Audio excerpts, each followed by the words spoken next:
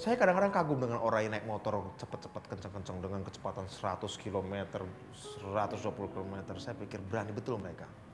Saya berani kalau lihat anak-anak muda berkelahi dengan bawa rantai waktu SMA ya, bawa rantai sepeda, motor, bla bla bla, segala macam bawa apalah.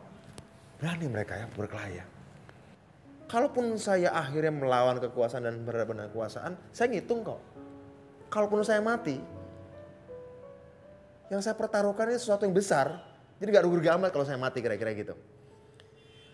Sehingga saya mikir, saya bukan pemberani sebenarnya. Saya nggak pemberani, tapi saya berpikir saya adalah orang yang membenci ketakutan. Ketakutan yang nggak punya dasar. Ngapain sih orang takut sama pemerintah gitu loh? Ngapain sih? Kamu berani berkelahi dengan SMA lain. Kamu berani naik motor kenceng 100 km di jalan. Segala macam. Meliuk-liuk sambil kadang-kadang habis mabok nih kan. Di kafe, masih pusing naik motor kenceng. Hebat kan? Kamu berani melakukan itu ya. Bisa mati loh. Kemungkinanmu mati itu lebih besar daripada kemungkinan ketika saya misalnya demo lawan polisi, lawan tentara, lempar molotov, ada puluhan ribu orang, ada ribuan orang, katakanlah mati 2-3, katakanlah 10. Ya kemungkinan saya mati dikit. Oke lah saya jadi pemimpin dan melawan Soeharto. Oke, bisa saya mati. Tapi ketika saya mati, mereka harus membayar lebih banyak. Jadi saya anggap saya bukan pemberani, cuma saya membenci ketakutan yang nggak punya alasan. Itu aja. Dan saya benci ketakutan yang tidak punya alasan itu dengan seluruh hidup saya.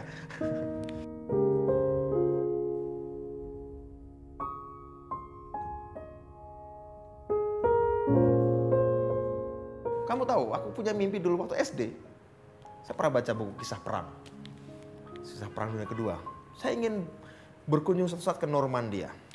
Saya ingin berkunjung suatu saat ke Stalingrad. Saya ingin berkunjung suatu saat ke Ardan. Saya ingin berkunjung suatu saat ke Pearl Harbor. Saya ingin tahu situs-situs tempat gimana dulu sejarah terbuat. Saya suka sekali. Saya ingin lihat mengunjungi tempat-tempat di mana sejarah umat manusia dan peradaban umat manusia dibangun, dipertaruhkan dan dipertarungkan. Karena saya tahu betul tempat-tempat itu adalah tempat di mana saya menginspirasi saya untuk melakukan sesuatu. Gitu.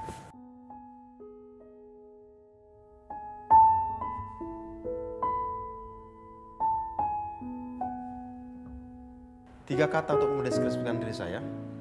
Ya. Aku mempercayai mimpiku. Saya percaya pada visi yang tumbuh dari pertanyaan-pertanyaan masa kecil saya. Pertanyaan yang muncul saat kecil itu adalah pertanyaan termurni. Dan ketika kamu hidupmu ngejar pertanyaan itu, mencari jawaban pertanyaan itu, kamu akan berhasil dalam hidupmu. Karena itu pertanyaan spontan. Kamu jawab, hidupmu mengejar pertanyaan itu, kamu pasti akan berhasil. Karena kamu nikmati proses itu.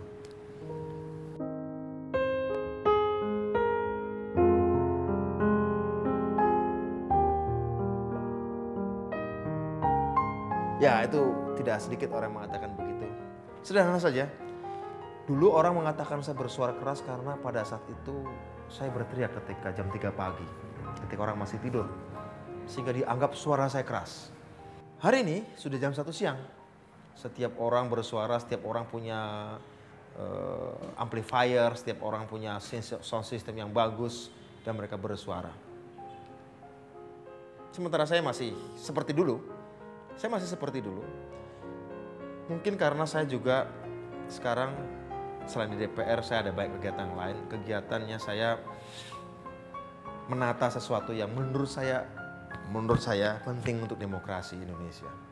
Karena demokrasi kan bukan cuma liberty, bukan cuma kebebasan, bukan cuma bersuara, tapi juga melakukan sesuatu yang baru. Sesuatu yang baru kadang-kadang tidak perlu saya suarakan terus-menerus.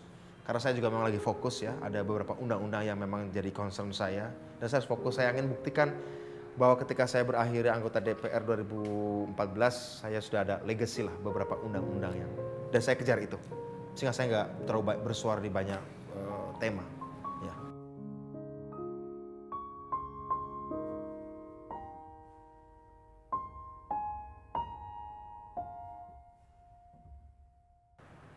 Sosial media adalah mulut dan telinga kita di dunia maya yang intensitas perbincangan, intensitas info yang kita berikan, dan intensitas info yang masuk ke kita itu berguna.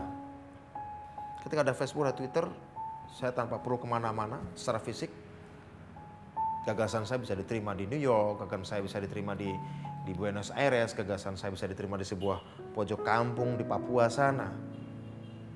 Untuk melakukan itu dulu harus telepon, email juga belum ada pada waktu itu. Jadi bagi saya ini mempercepat pendewasaan seharusnya. Harusnya perubahannya pun jauh lebih keren. Dulu kami, generasi kami, dengan alat seadanya bisa melakukan perubahan.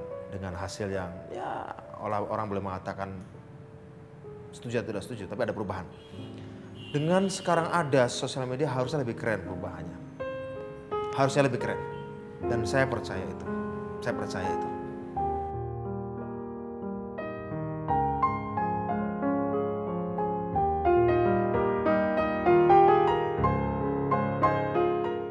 Saya suka mie instan.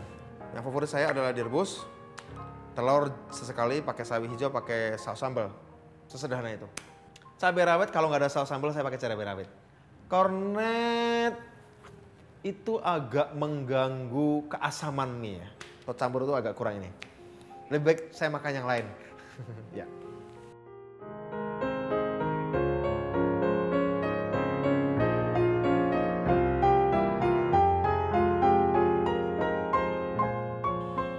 Saya tidak suka kegagalan. Tapi takut enggak. Karena kalau takut gagal, berarti saya tidak akan pernah berani mencoba. Tapi bahwa saya tidak suka, ya, saya tidak suka gagal. Tapi untuk bisa merasakan tidak suka gagal, kita harus mencoba kan setidaknya. Tapi kalau takut, sama sekali tidak pernah mau mencoba.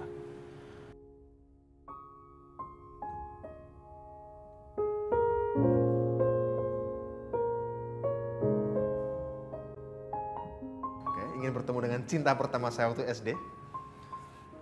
Kedua, saya ingin memuaskan dan membahagiakan orang-orang yang dulu kebahagiaannya gak pernah saya penuhi karena saya sibuk mikirkan yang lain. Orang tua saya. Tiga, saya ingin anak saya belajar seperti saya. Dia tidak harus mengalami apa yang pernah saya alami secara persis. Tapi saya ingin dia belajar dari semua orang. Saya adalah orang yang suka belajar dari semua orang. Itu tiga hal yang saya lakukan sebelum saya mati. Kalau soal cita-cita bangsa segala macam untuk lebih baik, saya yakin itu generasi saya akan bisa menuntaskannya. Mungkin saya tidak akan bisa melihat hasilnya 100%, tapi saya hanya sekedar bisa meletakkan dasar-dasar dan mengantarkan. Tapi itu sudah cukup baik. Ya.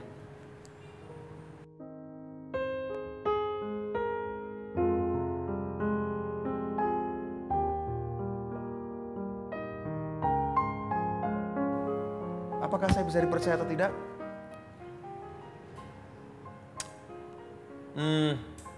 Saya tidak bisa mengatakan apa-apa tentang itu karena apapun yang saya katakan akan menjadi sangat lucu. Ketika saya mengatakan bisa, saya akan tampak konyol dan belagu.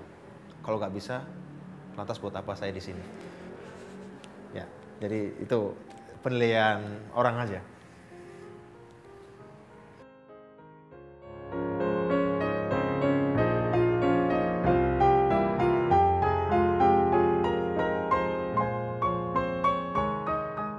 Kalau kamu tidak bisa memilih pemimpin terbaik, minimal jangan memilih yang buruk. Ya, artinya kita nggak tahu siapa yang akan jadi pemimpin kita, calon ya. Kita nggak tahu. Tentu saya berharap partai saya menang dan saya akan berjuang untuk itu. Tapi saya, kalaupun yang ditawarkan bangsa ini bukanlah yang baik-baik, minimal jangan pilih yang paling buruk. Karena kita nggak mungkin nggak peduli. Kita nggak mungkin golput atau boleh aja golput, tapi golput tidak menjawab deh.